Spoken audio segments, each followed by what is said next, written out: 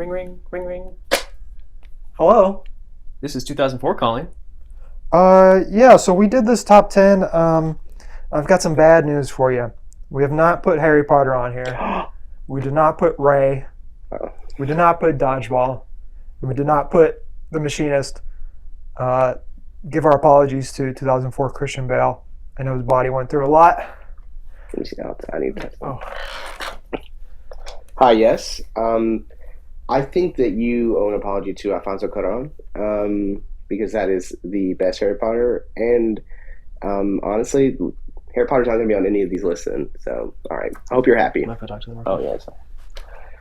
Papa Booey.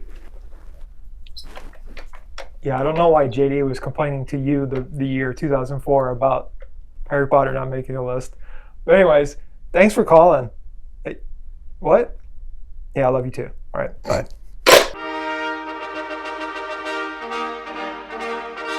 Top 10 of 2004. Number 10, Anchorman, The Legend of Ron Burgundy. 60% of the time, people like it every time. Mm-hmm. It doesn't get old. It does not. No. It does not. Well, I think also we have a bigger appreciation of it now. We obviously work in news. I mean, like, is this maybe one of the top 10 comedies of all time? You know? Well, I would say 2004 was a great year for comedy, considering this year influenced me a lot. Yeah. Like, ridiculous. Yeah, it was goofy. The apex of Will Ferrell's career. And basically the start of Paul Rudd's, even though he'd been working for like 15 years already. And I know Steve Carell also been kind of in that like sphere. But really, it's like this, and then he just kind of keeps climbing. Number 9, we have Closer, which was not on either of you guys' list. I've never seen it. Talk about, listen, I'm sorry. I was like 12. I wasn't really like jonesing for a Mike Nichols movie at the time. Okay, but I hadn't seen The Graduate either. But my parents, I think I get a little asterisk. My parents own this movie. I remember looking at the cover and being like, that looks super boring. And it is not boring. I know. I need to watch Natalie Portman, Jude Law, Julia Roberts, Clive Owen. They're in like this love quadrant thing, and it's rated R, very adult heavy themes. It's about cheating. It's about infidelity. It's about all these types of things. It's about older men dating younger women. It's just like some heavy topics. Natalie Portman, I thought her performance in this was really great, but everyone, the whole cast just crushes it. It's a great movie. I just rented it on DVD randomly just because it, I saw the 4 people on the cover. I was like, well, gotta watch it. Yeah. And Mike Nichols is just fantastic director. One of the goats. Number 8, Collateral. Tom Cruise as the bad guy. That was the selling point for this movie, and Jamie Foxx crushes it in this movie Michael too. Mann. Michael Mann. Yes, yeah. He's the star of his own in this one. This movie is somehow talked about by everyone and talked about by no one. Yeah. It's somehow like underrated and perfectly rated at the same time. It's one of those like I forget about sometimes. Like as soon as I think about Collateral, I'm like, oh my god, I love that movie. Yeah. It rules. It's probably one of the best crimey thrillers of the 2000s. I mean, later 2000s really starts hitting heavy with those. But I mean, this is like, such a good movie. It is like, it's not Heat, but man, is it? It's close. It's a perfect like, I don't know. Besides the cell phones, I don't know how a movie feels both like the 80s, the 90s, and the 2000s all at the same time, but it manages. And this is really what I want Tom Cruise to go back to when he's done with Mission Impossible. Now that he's made his Top Gun, it's hard to pick a favorite Tom Cruise performance, but this one's up there. Yeah, the 2000s were a weird time for Tom Cruise. Number 7, we have The Incredibles, one of Pixar's best movies. Yeah, hands down, best movie. I mean, not the best movie, but I mean, this, so good. And it's so weird. It's very, like, the idea of it is great, and like I think this was the first Pixar movie where they had humans as the main characters. It's PG. And it's PG.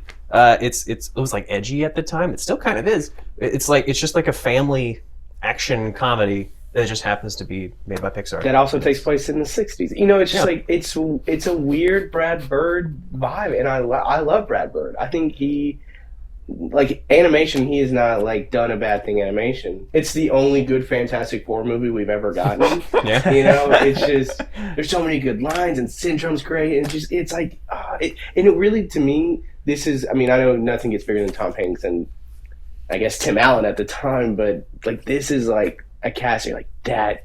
You could tell this is when they're like, yeah, we're getting like huge casts like this. We love it. Craig T. Nelson. Number 6, we have Mean Girls. Basically, everyone in our office quotes us daily, and they don't even go here.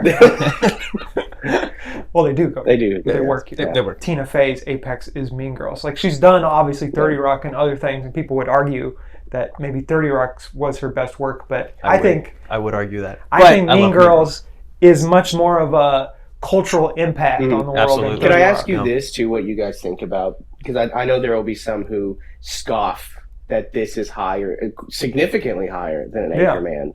What is it about this that makes it one a superior movie and superior comedy? I think it has an actual story. I was going to say the story, and it has a heart, it has something to say. Anchorman's hilarious, and it's a goofy comedy, but this has, a lot of themes that are still relevant today. Yeah. And also it's freaking hilarious. And it is, as much as Anchorman is quotable, this is probably more quotable than Anchorman. Oh, yeah. I don't quote Anchorman all the time. I legit find myself being like, the limit does not exist. Over and over again. It's just fun. Speaking of fun, we have Shaun of the Dead at number 5. Perfect, in my opinion. It's a spoof on zombies. It's a spoof on comedies. That's a weird thing to say.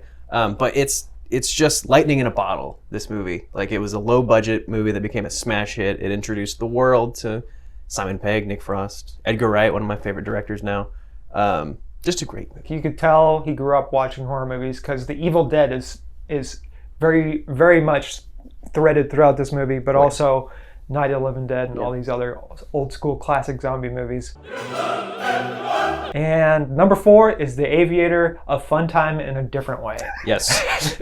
It is one of Scorsese's pinnacle movies. It's like he should have won an Oscar for this, but he didn't. Adam Scott's in it for a cup of coffee. Leo DiCap as Howard Hughes. I mean, watching this movie, from start to end, I was just enthralled.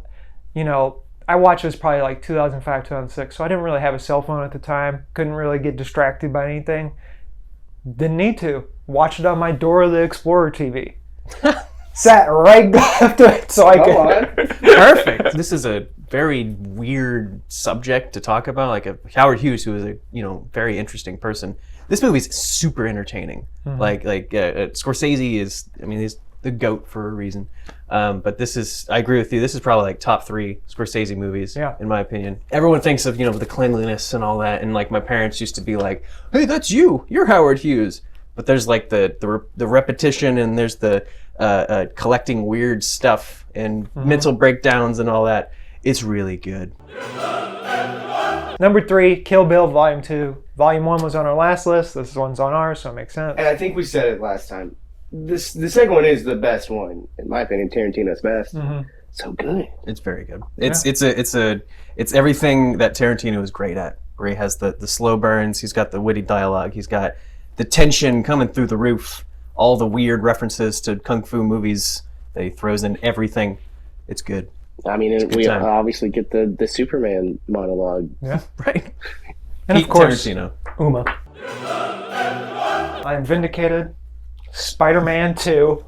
What a great soundtrack. What a great 100%. movie. 100% still the best superhero movie. I think The Dark Knight hasn't aged as well as Spider-Man 2 because the goofiness that Sam Raimi brings to it while at the same time giving you heart and emotion is what makes comic books like ageless, like comic book movies ageless, whereas The Dark Knight is very much of its time. Well, and we can have this debate, I think next year, but I mean, I think that the Dark Knight's not even the best one in that trilogy. Like Dark Knight's a great Joker, but like no one's going back for like Alfred Molina's great, but they're not like, oh, we just got Alfred Molina. It's like 100. It's like through and through great.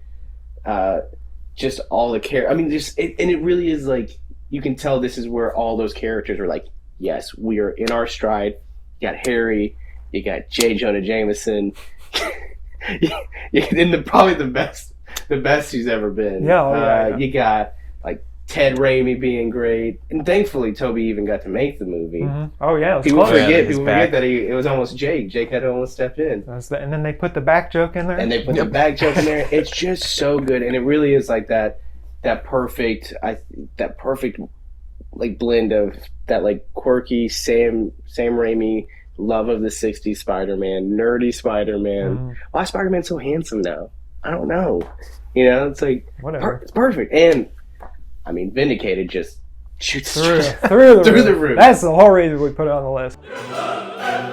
Number one, it was technically all four. The top four, top three was on all of our lists. Yeah. But number one, Eternal Sunshine of the Spotless Mind. I mean, if you're a dude watching this movie, it's from the male perspective.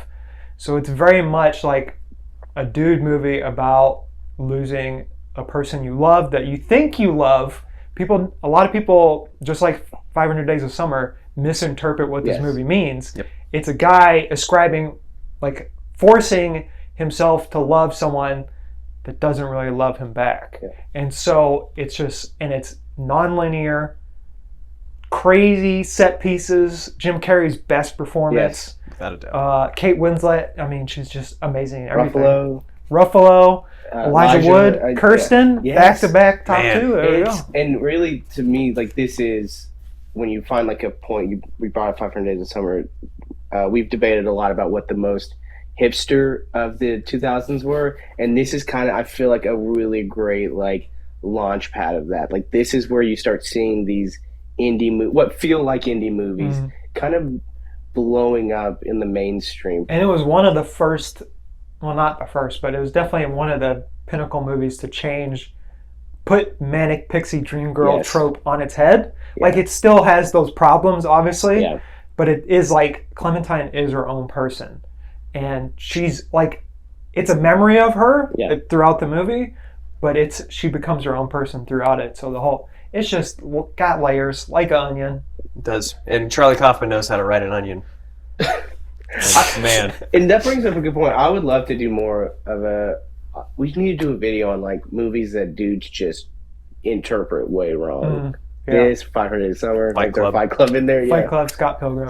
Like all of it. Yeah. Unfortunately, this is just adds to like those annoying like all the and it's like no, it's not. Yeah. Wolf of Wall Street on top of that. But yeah, that's a big one. 2004, a great year for solid movies. Year. Very good. A lot of stuff we left off the list that are still good, like Shrek 2, things like that. The first Saw movie. Yeah, very solid. And the best. And Ray, I would say, I had it on my list, but I would say it's probably one of the best performances, like, of impersonating someone while at the same time acting. Yeah. Like, you can see, like, the beauty in Jamie Foxx's work. Like, it's just insane. What a year for Jamie. Yeah, and then he did Ali, like, 2 years before this. Oh, wow. And he was doing Collateral. Yeah. He was just getting hits. This was peak Jamie, and then Stealth happens, and then... Well, you know... Sometimes is Stealth going to be like on our 2005 list? No, but now that you talk about it. Yeah. All right. Bye. Bye. Un esercito di